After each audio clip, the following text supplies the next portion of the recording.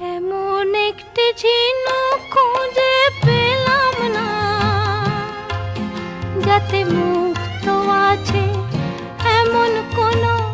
মানুষ খুঁজে পেলাম না, যার মন